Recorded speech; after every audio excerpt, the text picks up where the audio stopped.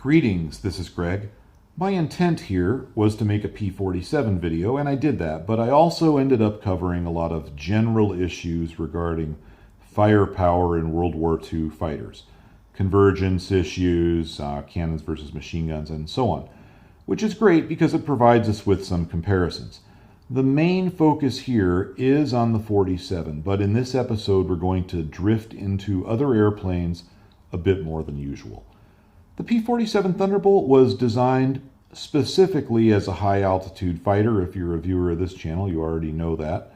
Its main weapons are 8 50 caliber Browning AN M2 machine guns, which serve the plane very well against enemy fighters. It's interesting that only 6 of these guns were included in the design useful load. The extra 2 were a, quote, alternate load, unquote. However, nearly all 47s carried 8 machine guns. The only exceptions I know of were some early models they used in testing and the P-47 M as in Mike, of which only 130 were built. The manual for the final variant of this plane, the N or November model, makes it pretty clear that pilots preferred the 8-gun configuration. Now, it's possible that some 47s, other than the M's, went into combat with only 6 guns, but if that happened, I haven't found any evidence for it. It was probably very rare. The 8-gun layout was effectively the standard configuration, and I'll be treating it that way in this video. I'm going to move on, but I'll be coming back to guns later in this episode. Fighter planes are designed with a very specific purpose, and that is to shoot down enemy aircraft. So almost anything you add to the plane in order to give it abilities in other areas hinders its performance and thus reduces its effectiveness in air-to-air combat. The point here is that if you pack the plane with stuff needed for ground attack or anti-shipping or whatever, you will decrease the plane's effectiveness as a fighter. For example, while the P-40 Warhawk could carry bombs, we certainly don't think it's a better ground attack plane than an A-20 Havoc. But if going up against a 109, any sane person would choose to be in a P-40 over an A-20. While both planes could function to some extent in each other's mission, neither is well suited to each other's primary role, and I think that's pretty obvious.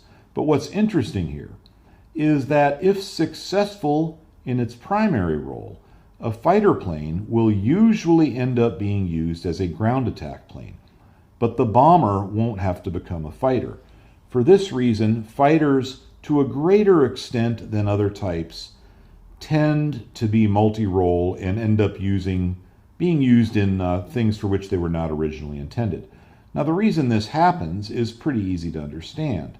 For example, in World War II, about half of the combat aircraft received by the US AAF were fighters. That means half the numbers of airplanes, not anywhere near half of the money spent. That's a completely different thing. Now, at some point in late 1944, around there, and largely because of the Thunderbolt, and I'll back that statement up another time, the Luftwaffe became ineffective as a fighting force on the Western Front.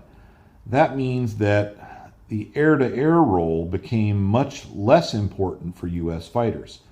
Naturally, the generals in charge were not going to ground some large percentage of their fighter force and send the fighter pilots home just because they weren't needed for air-to-air work. There was a war to win, so they were simply assigned different missions. Thus, although the Thunderbolt's entire design is biased towards high-altitude combat against other planes, it was put into a low-altitude role against ground targets. And this happens over and over in aviation history. When one side has or achieves a certain level of dominance in the air, they no longer need their entire fighter force dedicated solely to the air-to-air role, and they start putting it to other uses. In Vietnam, it was quite common for fighters to carry out bombing missions. During Operation Iraqi Freedom, nearly every type of U.S. fighter that could physically carry bombs ended up doing so. Even the F-14 Tomcat saw service in this conflict as a bomber because the threat from enemy fighters had been reduced to near zero. In the case of the Thunderbolt, there's a special irony here. As the P-51 Mustangs arrived, they increasingly replaced Thunderbolts in the high-altitude fighter role. The P-51 was originally designed as a low-altitude fighter and ground attack plane. Thus, the two types essentially switched roles. Most historians will tell you that's because of the P-51's range, but that's not exactly true. I have a whole video on that subject. As U.S. fighter production increased and Luftwaffe losses went up, Thunderbolts started being used more and more in low-altitude fighter sweeps. All types of U.S. fighters performed these missions at some point, but as compared with the P-51, the P-47 was the better choice for two main reasons. It could take more punishment, and it could deliver more ordnance. The Thunderbolt's air-cooled engine was far less vulnerable to small arms fire than any liquid-cooled type. Now, there are several reasons for this. The reason most often stated, and correctly so, is that in the case of a P-51, a single bullet in the cooling system would bring the plane down. Since the 47's engine is air-cooled, it doesn't have this vulnerability. However, there's a lot more to it than that. The 47's R2800 engine itself is more resistant to damage. It can lose an entire cylinder and fly home. There are cases of R2800s making it back home with several cylinders shot off. If a bullet hits a valve cover on an R2800, it's only going to affect one cylinder, and it has 18 of them. If it goes through the valve cover on a Merlin or an Allison, it's very likely it will affect several cylinders, and depending on the variables, type of hit, ammunition, range, exactly where it hit, a single hit to the valve cover on those engines could take out the entire engine. That's not to say that the P-47's engine doesn't have some vulnerabilities to a single bullet. It certainly does. All engines can be stopped by a hit to the fuel system in a critical area. A hit to the oil cooler or other critical parts of the oil system can also cause the engine to fail over time. In the P-47, there are fewer of these vulnerabilities, but there are still some vulnerabilities. The Thunderbolt's pilot is also afforded better protection from the ground because the self-sealing tanks act as secondary armor and will stop small arms fire. The Mustang's cockpit is much more vulnerable from below. These factors, along with an overall stronger structure, give the Thunderbolt the edge in terms of resistance to ground fire. Now, it's time to talk about those machine guns. All U.S. fighters that saw combat in World War II in any meaningful numbers carried 50 caliber machine guns. Some, especially earlier types, carried a mixture of weapons, usually a combination of 30 caliber and 50 caliber guns. The Brewster Buffalo, seen here in Finnish colors, usually carried twin 50 calibers and a pair of smaller 30 calibers in the wings. Caliber in terms of guns means the nominal internal diameter of the gun barrel bore. A 50 caliber gun has a nominal barrel diameter of 50% of 1 inch, or half an inch. A 30 caliber gun is 30% of 1 inch. If we use the metric system, a 50 caliber gun is going to be nominally 12.7 millimeters and a 30 cal about 7.62. Fun fact, only 509 Brewster Buffaloes were built, and there were 40 Buffalo Aces, with 2 of them with over 30 kills. So it was a more successful plane than people think. The early P-40 variants had a mixture of 30 and 50 caliber guns, but by around early 1942, the 50 caliber weapon was becoming standard on all U.S. fighters. The later P-40s went to an all 50 caliber configuration with 6 guns. There are a few U.S. fighters that carried a cannon, for example, the P-38 Lightning, as well as most of the planes from Bell Aircraft, but all 50 caliber arrangements, or more correctly, I should say, the all 50 caliber arrangement became the configuration of choice. There were a few variants of the Wildcats that carried 4 guns, as did some early P-51s, but the majority of U.S. fighters had the 6-gun configuration, including the P-51D, most Hellcats, most Corsairs. Most other countries equipped the majority of their fighters with cannons, but the U.S. was, for the most part, reliant on the 50 caliber machine gun. So let's take a look at the U.S. 50 caliber as it compares to other weapons of the era. All the gun specifications I'll be using are from Emanuel Gustin. His site is excellent. I'll put it in the description. I did double check a lot of the data that he has with original source material. Not all of it, but a lot of it. Everything I checked was correct, so I'm confident that overall his data is very good. Let's look at the weight of the projectiles from various World War II machine guns. This is very telling. The chart shows the weight of various projectiles in grams. Let's go over these from left to right, and I'll mention some planes the guns were used in. At the far left, we have the U.S. 30 caliber round. We typically see these in P-39s and early P-40s. Next is the British 303, as used in Spitfires and Hurricanes. The MG-17 German gun was nominally 30 caliber at 7.9 millimeters and was used in many 109s and 190s. All three of these guns fire bullets that are essentially the same in weight. Next up, we have the U.S. 50 caliber, which was used in nearly every U.S. fighter and bomber.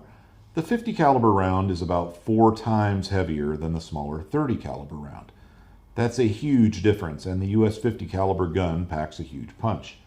The German MG-131 is slightly larger in caliber, but fires ammo that's slightly lighter. The MG-131 was used in later 109G models and in the FW-190A8 model and some later variants. Next up, we have two 20mm cannons. And it's clear right away that no machine gun, not even the US 50 caliber, can come close to the weight per shot of the 20mm cannons. The MG-151 was commonly installed on 109s and 190s. Its weight per shot is a bit low with as compared with the 20mm Hispano Suiza cannon, because the MG-151 was originally designed as a 15mm cannon, which is really small for a cannon, and enlarged later, so it can be thought of as sort of a junior 20mm. It's still 20mm in caliber, just a bit smaller in some of the other dimensions, because as they scaled it up, they didn't scale everything up. That Hispano 20mm cannon was used in a lot of airplanes, including many Spitfire variants. Any one of these guns could be an entire episode on its own, but this is not a gun channel, so I'm not going to do that. But I do have to spend a little bit of time here talking about that Hispano. Just looking at this chart, it's obvious that with other factors even close to equal, the US 50 caliber gun is no match for the cannon. So why didn't the US go with cannon armament on their fighters? Of course they did in some cases, but the vast majority of US Mustangs, Thunderbolts, Hellcats, Corsairs use the all 50 caliber setup. There are several reasons for this. The US Navy really wanted to switch to cannons. The US Army Air Force was less convinced and thought that 50 cals were fine for a fighter, but had at least some interest in cannons. The 20mm Mark II, as used in the Spitfire, was a British version of a Spanish cannon. The British version worked just fine, however the US-built version had issues, and they just didn't get it to work until later in the war. Now you might say, but Greg, the US had the P-38, the Lightning, with the US-built Hispano 20mm from very early in the war. Well, that's true, but there is a reason for that. The problem with the US-built 20mm was that it would jam. Those jams could be cleared by recharging, which really means recocking the gun. You lose one round of ammo, but you get your gun back, not a big deal. In most US fighters, there's no way to do that in flight, or most US Army Air Force fighters. However, in the P-38, because of its layout, Lockheed was easily able to put in a simple mechanism that allows the pilots to clear jams in any of the nose-mounted weapons. Thus, a jam in the 20mm wasn't a huge deal to a P-38 pilot. It's not great. Of course, it could happen at a really inconvenient time, but at least it doesn't render the gun inoperative. There are a few other U.S. airplanes that could charge their guns in flight. I'll talk about that a little more later. Let's move on. Rate of fire is important. The higher the rate of fire, the more likely it is you will hit, and the more ammo you'll put on target in a given period of time. The three guns on the left, I guess I'll call those 30 caliber, or I suppose you could call them 8mm. That's not exact, but it's close enough. Many people call these rifle caliber. The German MG-17's rate will be slowed in a 109 or 190 due to propeller synchronization, but for this video I just assumed it's firing at its full rate. Notice that the 30 caliber guns fire about 50% faster than the US 50 cal. However, remember the 50 cal the bullet is 4 times heavier, so in terms of damage per second it's just far higher. The German MG-151 is slightly superior in this regard to the Hispano. Of course, what really matters in regards to weight of ammo and rate of fire is the amount of lead the plane can throw forward in a given amount of time. So let's look at various planes and compare the total grams per second it can fire.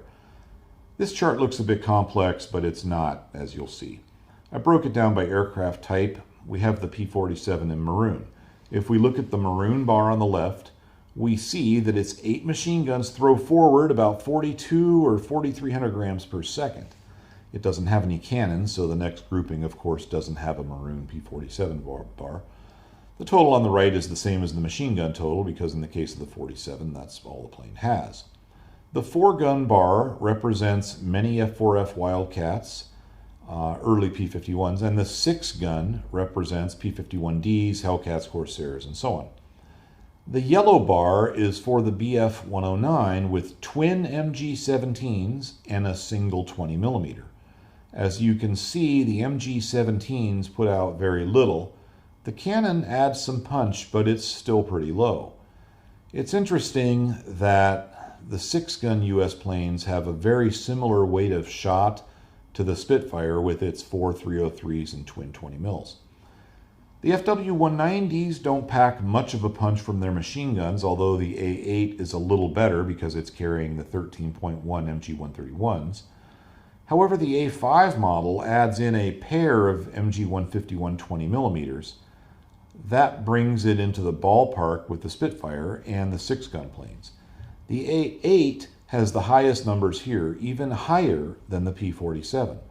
Just for fun, I put in an A8 with the optional 30mm Mark 108 cannons in the outer positions. This hugely increases the weight of shot, as you see. However, those cannons had a very low rate of fire and were not accurate beyond about 300 meters, because in order to fit a 30mm cannon into the plane, they had to shrink certain things and make the barrel pretty short. The 108 is great against bombers or at very close range against fighters, but that's about all. There's so many specifications related to guns, I just can't cover them all, but the weight of shot per second is important. Additionally, muzzle velocity is a big factor.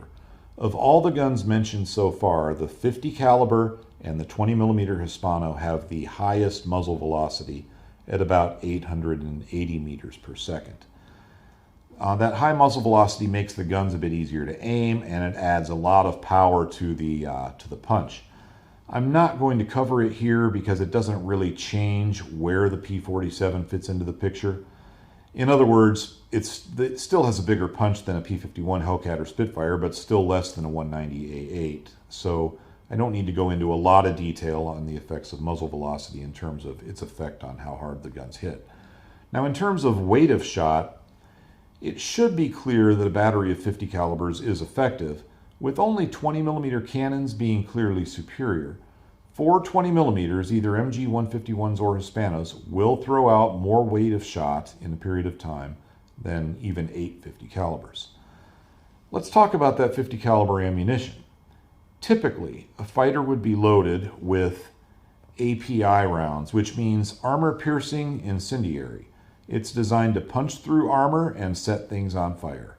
The API rounds were capable of punching through 22mm armor at 100 yards, or 91 meters, and 19mm armor at 500 meters.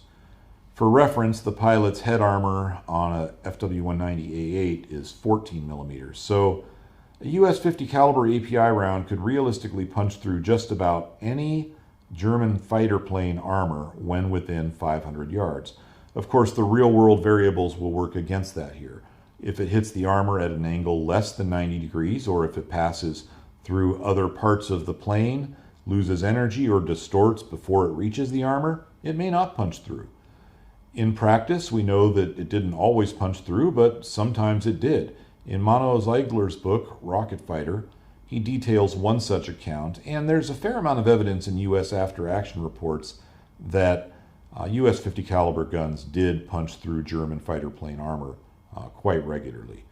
Now, there were a few World War II airplanes that had enough armor to stop a 50 caliber API round, but not many, and I don't think any Axis airplanes had that. Many did have enough to stop a 30 caliber round, and none could stop a 20 millimeter armor piercing round. On the subject of 20 millimeter rounds, the Germans had 6 types of combat ammunition for those MG-151s. They had explosive rounds, armor-piercing incendiary rounds, and with or without tracers. I know all these existed because they're listed in the 109 manual. Figuring out what they actually used is a bit more problematic. It appears that normally the Germans went with high explosive rounds rather than armor-piercing. I'm only basing that on after-action reports, and survivor bias could be a big factor here, so I just don't know for sure what they typically used. In the case of the Hispanos, it could fire a solid armor-piercing round, an explosive round, or a round that had all the armor-piercing capability of the US 50 caliber and a meaningful explosive charge. So in most respects, the Hispano 20 millimeter was the best gun on the Western Front. It had a high rate of fire, high muzzle velocity, and hit very hard. The weight and size of the gun are bigger than the M2 50 caliber, but any way you look at the comparison, that British-built Hispano comes out on top. For example, 4 Hispanos weighs less and has more destructive power than 8 50 calibers. So if the 20 millimeter cannon is so great, why not go with something bigger? Well, that was considered, and it was done. Bell Aircraft, for example, was hell-bent on using a 37 millimeter cannon. It seems they were so in love with this gun, they built 3 airplanes around it. The first one we're going to mention is the Bell Aracuda. It was a heavy fighter built around a pair of 37 millimeter guns. Heavy fighters were sometimes called bomber destroyers, you know the type, BF-110s, Beaufighters, and the like. These types of planes had successes as bomber destroyers, if the bombers were unescorted, and successes as ground attack airplanes or night fighters, and by these types I mean not the Aracuda, but the other planes that sort of fit into that category. The Aracuda itself had a 5-man crew, a plane, a pilot, a co-pilot, a radio operator who manned the waist guns, and a gun loader in each pylon. Each pylon has a 37 millimeter cannon. The idea was the pilot would fly the airplane, the co-pilot would aim the guns, which articulated within a small range, and he could fire them. The loaders would keep the ammunition coming, and if needed, each loader could take local control of each gun. This was a complex arrangement, and it was simply too complex. The whole airplane was, not only the gun arrangement. And although there was one operational squadron of these airplanes, it never had the performance it needed, and it never made it into combat, thankfully. Bonus points if you can figure out how the gunners were supposed to bail out of this thing, and yes, there is a way to do it. Not giving up, though. After the Aracuda, Bell designed the P-39 Airacobra around the 37 millimeter cannon. Unfortunately, they designed this also as a high-altitude airplane, but they never got the turbocharger it needed to perform up there. That meant the U.S. Army Air Force had no real use for it. However, the Soviets made very good use of them. Something like half of the top 10 Soviet aces scored most of their kits in P-39s. Most of their kills in P-39s. Contrary to popular belief, They used it mostly in the air-to-air role, and as far as I know, only fired high explosive ammunition from the big cannon. I don't know of any cases where Airacobras were used with armor-piercing ammunition in an anti-armor role. It may have happened, but I don't think so. It made a lot more sense for the Russians to use Airacobras to take on German fighters and leave the tanks to their IL-2 Sturmovix. I'm using a picture here from the Soviet P-39 manual. It's actually a really good manual. Interestingly, a lot of my viewers here are from Russia or other countries from the former Soviet Union where they speak Russian. Many seem to be coming from the Russian-speaking Thorn-Eyed YouTube channel. I have no idea what goes on there because I can't understand anything on this channel. I don't know how you guys found your way here, but welcome and glad to have you. The P-39 performed pretty well down low, considering it had to carry around the weight of that huge cannon and the extra weight and complexity of the drive shaft needed to get engine power to the propeller. Next, Bell brought out the P-63 King Cobra. With the latest NACA wing and a second stage for its supercharged Allison V-12, it could reach over 420 miles per hour at 26,000 feet, and that was pretty good. There were a few airplanes that were faster, but not by much and not very many, and certainly not with the 37mm cannon. However, nobody had much use for the Bell King Cobra. By that point, the Merlin-powered P-51 Mustangs were in use, and there was no practical reason to start replacing P-47s or P-51s with P-63s. It would have been a huge logistical headache and with no advantage. Allison was just too late to the party with their dual-stage supercharged version of the V1710 engine. The bottom line is that the U.S. fighters primarily used the 50 caliber machine guns throughout the war. They worked very well. Effective cannon armament would have been better, but for the reasons described already, the 50 cals just won out. The 50 calibers did, though, have one advantage over the 20mm Hispano, and that's in total number of projectiles thrown forward. The odds of a hit with 8 50 calibers is better than with 4 20mm, and that may be a significant factor when you're attacking fighter planes that are kind of hard to hit. Now, did you notice how the P-47's guns are staggered? Republic thought this through. That was to allow easier feeding of the ammunition belts, and it's part of the reason that the P-47's guns didn't jam very often. P-51Bs and Cs had jamming issues, which really cut down on their firepower since they only had 4 guns to begin with. Having all the belts have to travel over the other belts creates some extra complexity there, and the 47 has less of that, although still some. Now we need to talk about gun harmonization. This is a very misunderstood topic, and I think the best way to explain it is by looking at the charts right out of the manual. In this image, the plane itself is on the right side. It's not visible, so to clarify, I have circled the gun ports in red. This is the leading edge of the wing from which the fire originates from the P-47. The chart is showing 2 different convergence patterns as seen from above. I'll add more circles. The blue circle shows the guns adjusted so that all 8 converge at a point 250 yards from the plane. This is actually the minimum range provided by the adjustments. The range of adjustment was infinite, from a 250-yard convergence to a point where all the guns would be firing straight ahead and parallel to each other. The green circle shows all the guns converging at 350 yards. According to the flight manual, these were the 2 common convergence settings, although any settings from 250 yards and up was possible. I believe the 350-yard setting was the most common setup. Keep in mind that this picture isn't to scale. With a 350-yard convergence, the bullet spread still isn't any wider than the distance between the left and right wing guns all the way out to 700 yards. Thus, It's smaller at that range than the wingspan of any targeted enemy plane, and with over 100 bullets per second heading that way, even at that range, in other words, even well beyond the convergence zone, some hits are still likely. Let's go to the top of the chart. This shows the vertical trajectory. The guns are adjustable, not only left and right, but up and down, and in this example, they're set to point slightly up, so that at about 300 yards, the bullets are at the level line of the sight. That's the line of sight through the gun sight.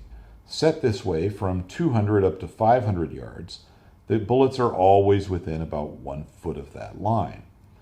Now, what if you don't want all the guns to converge at one point? What if you want more of a area or a shotgun effect to increase the chances of a hit?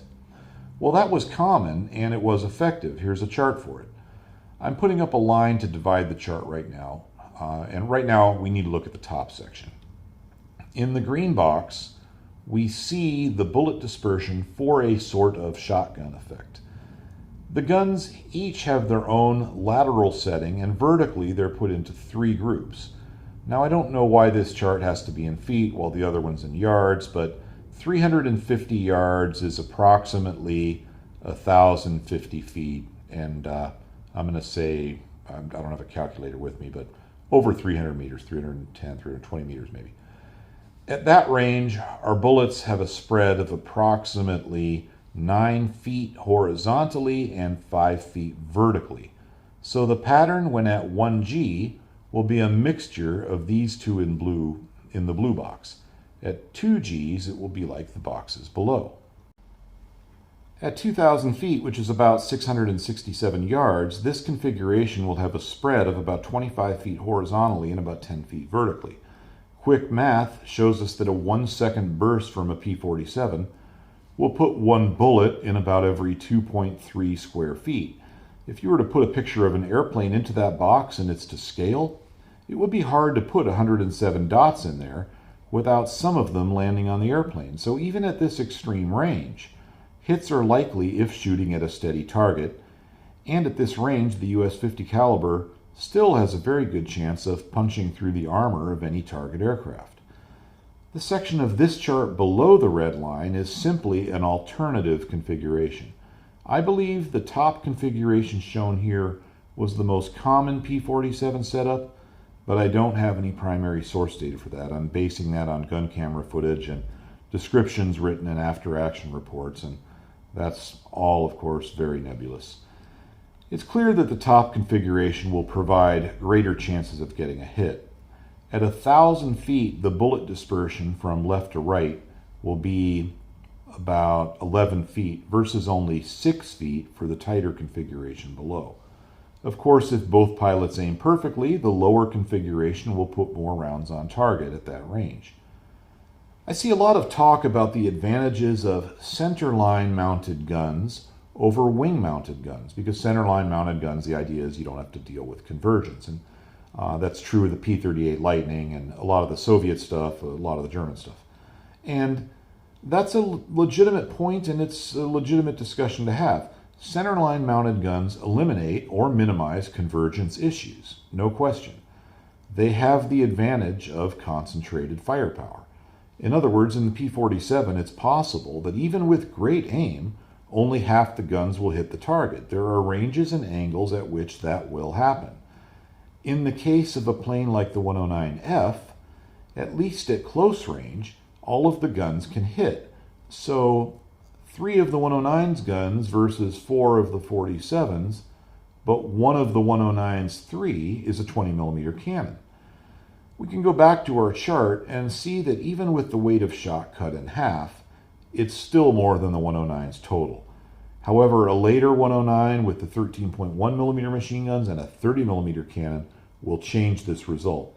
So that's an important point. When you're comparing these airplanes, a huge amount depends on exactly what model you're looking at. And in the case of the 109, that affects what centerline guns we're talking about. My next point is that all of this is hugely range dependent. Take a look at the tighter non-shotgun type convergence pattern. If set up to converge at 350 yards, the pattern is very tight from 300 to 400 yards. Tight enough so that the pattern is about the width of a fuselage. Go 100 yards either side of that, and it's still tight enough so that if half the guns hit the fuselage, the other half are likely to make a mess of the wing or tail. I feel safe that saying that if you're within 100 yards of the convergence point, or your target is within 100 yards of the convergence point, which is where most of the firing is going to happen, the P-47's guns are going to deliver far more damage than the cowl-mounted guns in a 109. There are cases at closer ranges where the 109 will have the advantage, especially in cases where the 47 can only hit with 4 guns, and if we're comparing to a late model 109 with heavier weapons. At longer ranges, you might think bullet dispersal would give the centerline mounted guns the edge, and in some ways it does, so let's take a closer look at that.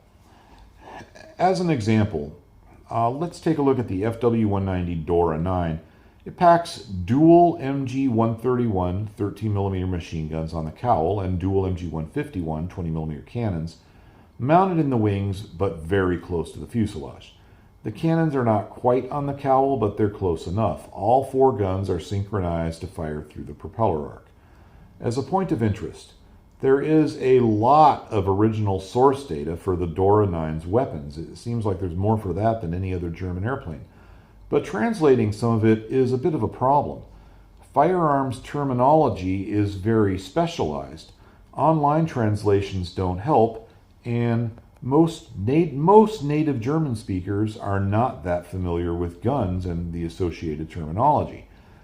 Thankfully for me, while making this video, I flew a trip with a German-speaking co-pilot who is knowledgeable about guns, and that really helped me out. Thank you, Ron.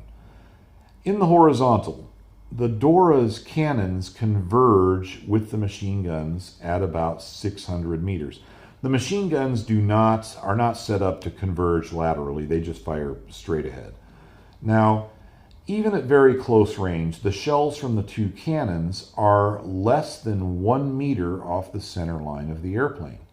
So it's very likely that if your machine guns are on target, at least one of the cannons is going to hit, and it's very possible all 4 guns will hit. At about 260 meters and farther out, all the ammunition is within a 1 meter spread laterally. Now, if this was a BF-109, the single cannon would, of course, be right down the middle. When looking at this and thinking about centerline mounted weapons, we tend to forget about the vertical convergence. The rounds from machine guns and cannons have different muzzle velocities and different trajectories. The cowl-mounted guns are aimed up, so they pass through the line of sight, which I put up as a red line, at about 20 meters, and then again at about 450 meters. Notice at this point, the line for the bullet trajectory disappears. That's simply because once the bullet drops below the cowl, you can't see the target. Not because of a limitation of the weapon itself. It's really just a factor of the way the Germans decided to make their chart. You can clearly see that the cannon shells follow a different trajectory, with the vertical convergence happening at about 300 meters and spreading apart from there. So 300 meters, the machine gun bullets and the cannon shells are together in terms of their vertical convergence. Now, aircraft speed is a factor here. This is rarely mentioned, but as an example, let's go back to the P-47 chart. Remember that in this image, the plane is on the right side. The bullets cross the sight line just inside of 300 yards, but that's affected by speed. I don't think it's affected much because it's not usually mentioned, but one P-47 manual does mention it and puts that speed at 270 miles per hour. So faster or slower are going to move those bullets vertically a little bit from that line. Now let's go back to the horizontal chart, though, for the 190 Dora 9. It's clear that the vertical convergence occurs well before the horizontal convergence.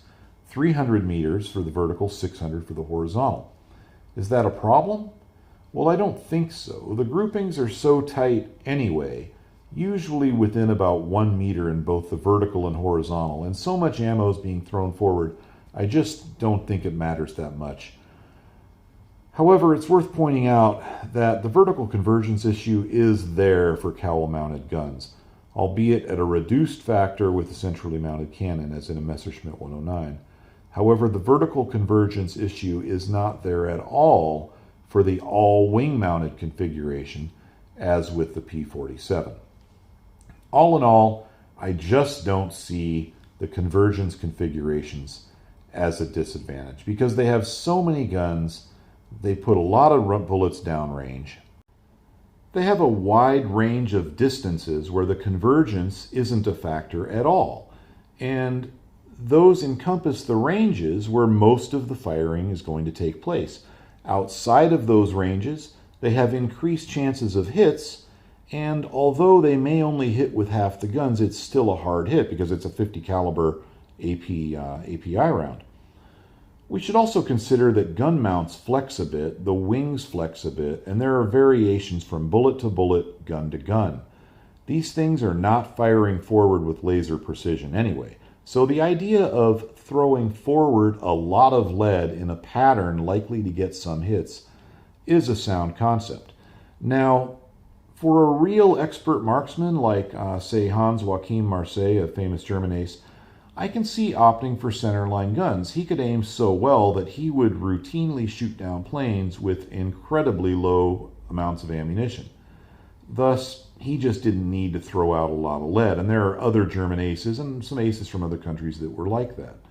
But for the average pilot with 300 hours of flight time on his first tour of duty, I think the wing-mounted guns were a better choice. And you know, there's a lot of hero worship and stuff that goes on out there, but really it's the average pilot, the average foot soldier that's winning the war. So what about the armor-piercing and explosive properties of ammunition? Let's go back to that for a minute. Armor-piercing is easy to quantify. We already talked about it in regards to 50 caliber. Cannons are a little bit more difficult to quantify. There's no question they pack a bigger punch than machine guns. The weight of the rounds alone shows that, assuming the muzzle velocity is going to be in the same ballpark, which it is. But cannons have the further advantage in that they can and usually do fire explosive rounds. Note that the line between cannons and machine guns is not etched in stone. Some machine guns fire explosive rounds, but the majority of them usually don't, and the majority of cannons usually do. There is some crossover there. There were some explosive rounds for 50 caliber machine guns, but they were rarely ever used, and I don't think they were ever used in U.S. World War II fighters. Conversely, there were solid, non-explosive, armor-piercing rounds for the 20mm Hispano, and those were used. So there are many types of cannon ammunition. I'm not going to go into it too far in this episode because the P-47 never carried cannons anyway. For now, know that cannon ammunition is more effective. The best explanation of this, which I already pointed out, is that the 20mm Hispano can have all the armor-piercing capability of the 50 cal, along with a significant explosive charge. I think that says a lot. The German 20mm cannons usually only required 4 or 5 hits to take down a fighter, and the 30mm only needed 1 or 2. Of course, hitting a fighter with that 30mm was difficult, but it did happen. There is a good reason that the U.S. Navy was in the process of switching to cannon armament by the end of the war. The Bearcat, Tiger Cat were both cannon equipped, as were post-war Corsairs. The U.S. Army Air Force was a bit slower to switch over, but after the Korean War they did make that switch. All that said, the U.S. 50 caliber, it was highly effective. I haven't read any accounts, not a single one, of a German or Japanese airplane that proved difficult to shoot down because the 50 calibers didn't have enough of a punch. It just wasn't a problem in World War II. A battery of 8 of them threw out so much armor-piercing incendiary ammo that hits were likely, they dealt massive damage, and they caught things on fire. I suppose it could be argued that the 6 and 8 50 caliber wing-mounted arrangement was the best anti-fighter armament of the war. Planes with these configurations certainly did shoot down a lot of airplanes, and the sheer vast amount of ammunition being sent forward increases the likelihood of a hit, and fighters are hard to hit in the first place. A few more things about the guns in the 47. First, they cannot be charged in flight. They must be charged on the ground. Thus, if a gun jams in flight, it's out of service until the plane lands. However, the remaining guns will continue to function. The P-51 Mustang is the same way. Interestingly, the guns in the Corsair and Hellcat can be charged in flight via hydraulics. This seems to have been a difference in philosophy between the U.S. Army Air Force and the U.S. Navy. The guns of the P-40, P-47, and P-51 cannot be charged in flight. The guns of the Wildcat, Hellcat, Corsair can.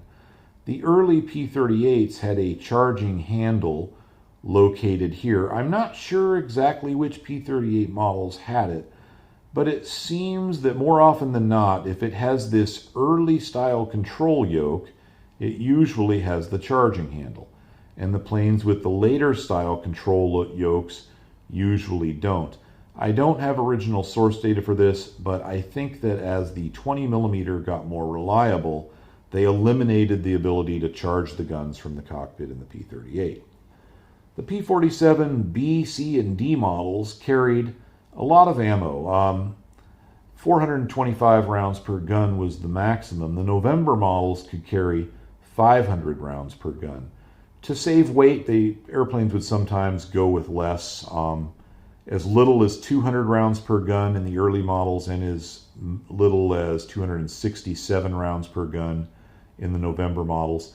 300 rounds per gun was pretty common, but they could carry a lot of ammo. That's a lot more than P-51s. In the air-to-ground role, the Thunderbolt carried a variety of weapons. Now, the 50 cals were just fine for strafing, and they could destroy just about anything short of a tank. In one case, P-47 pilots sunk a German destroyer via strafing. At least that's the official version. The truth is that the term destroyer was loosely thrown around. The 47 sank the German ship TA-22. This is a picture of the actual ship, and there aren't many pictures of her. She was a renamed Italian torpedo boat. Her actual displacement was well below that of a U.S. Navy destroyer. In the U.S. or Royal Navy terms, she was about the size of a corvette. Still, it's an impressive accomplishment, and I think the TA-22 is the largest ship sunk during World War II exclusively via machine gun fire. What about ground targets? The machine guns are highly effective there as well. Obviously, anything unarmored is going to be dealt with easily by 50 caliber fire from a P-47. But even many armored vehicles can be destroyed by a strafing Thunderbolt. For example, German armored cars and half-tracks were vulnerable to strafing. They had relatively thin armor. Half-tracks were open at the top, and they had other vulnerable areas. Soft spots, like tires, places with thinner armor, areas where there are slats over critical components of cooling systems, hoses, radiators, that sort of thing. Even the half-track's thickest armor could be penetrated by the Thunderbolt's API rounds at close range. I've always found the German half-tracks to be particularly interesting. U.S. half-tracks were just armored trucks. They were trucks with a conventional truck differential that's driven by a conventional drive shaft and engine, and that differential is connected to sprockets which drive a track system. They're steered exclusively via the front wheels, just like a truck. You can see one here, and that's General Rommel in the car speaking to the people in the captured U.S. half-track, and that's a German half-track behind it. The German half-track is completely different in that it can be steered via track braking just like a tank, which raises the question of why bother with having the front wheels at all. Of course, the Germans had good reasons for doing it this way, but it's complicated and I don't want to drift too far off the topic here. So back to our subject matter. The P-47 can destroy most things on the battlefield via strafing. But what about a tank? And this question comes up a lot. And the answer is no.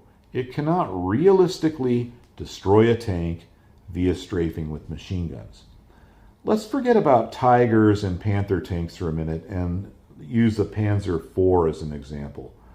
The thinnest armor can be found on the hull roof, the hull floor, and the turret roof.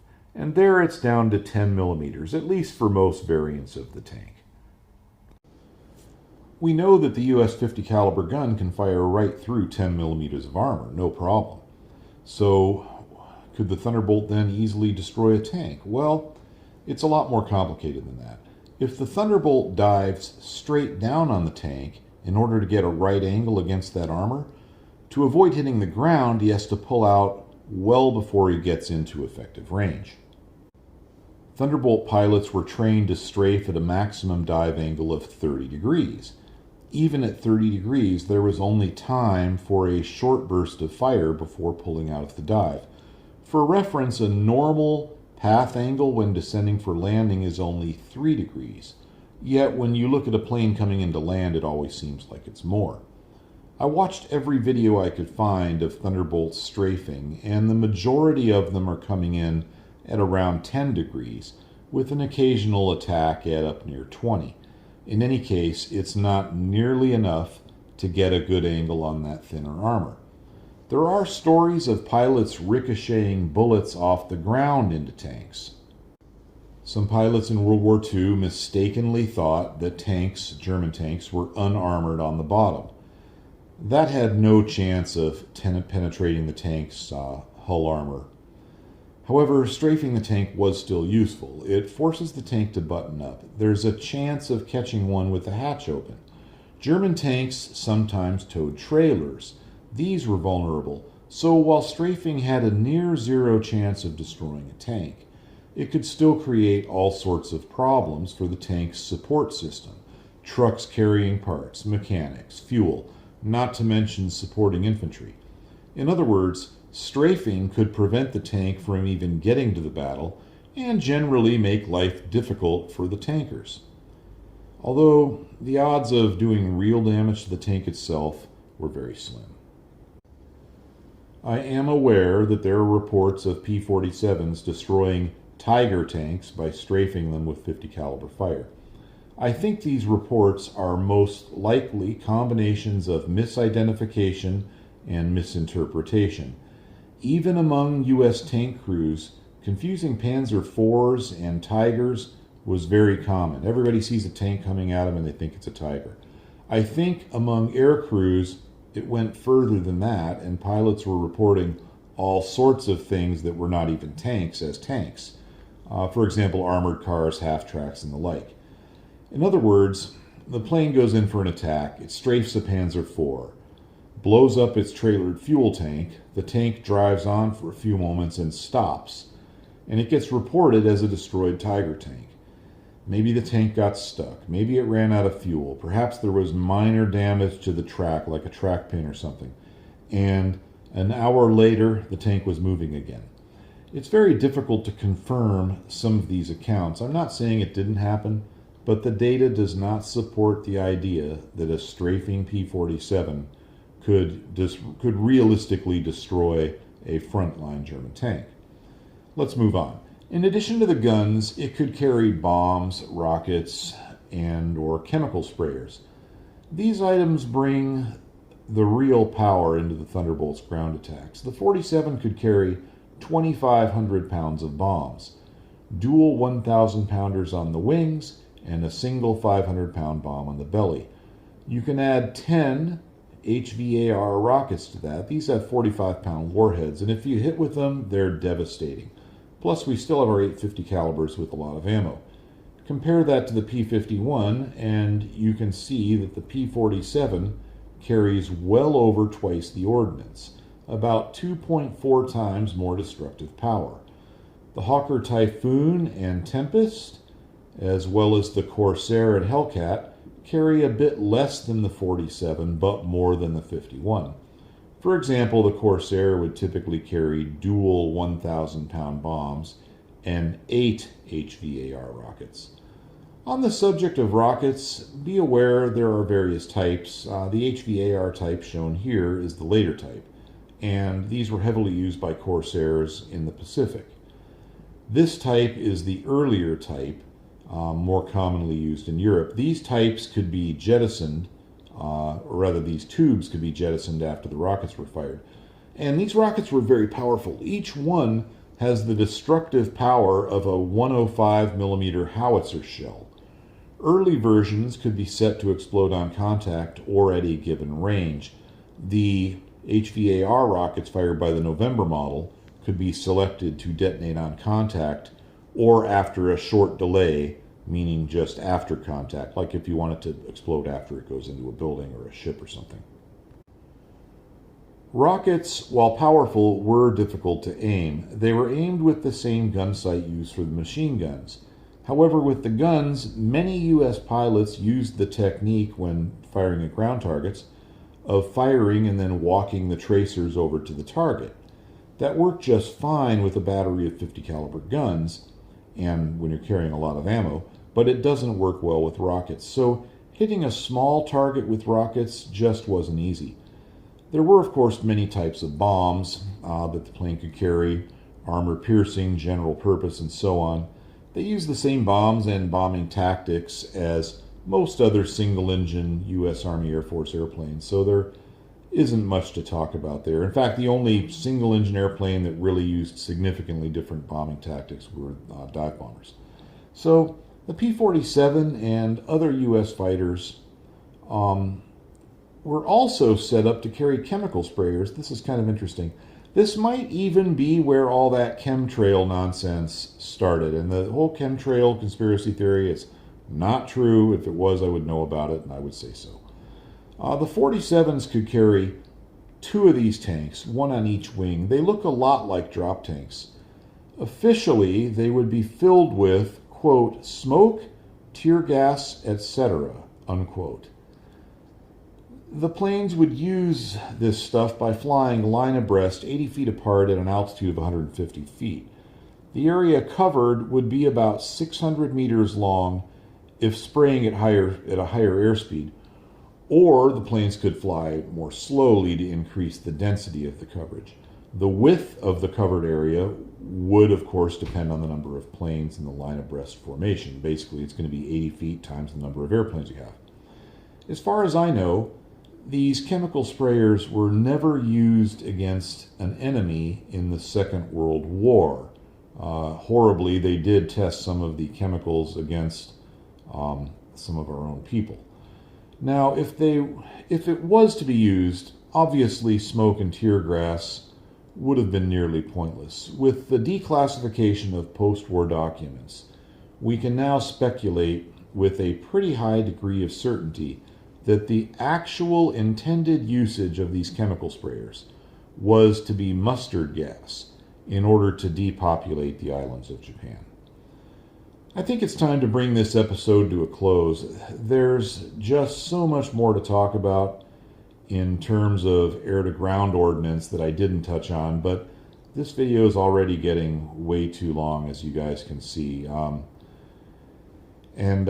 I might cover ground ordnance another time. So to summarize this video, the Thunderbolts 850 cals did the job, and they did it very well. A battery of 6 or even just 4 20 millimeters would have been better, but there's no question that the 850 calibers did very well.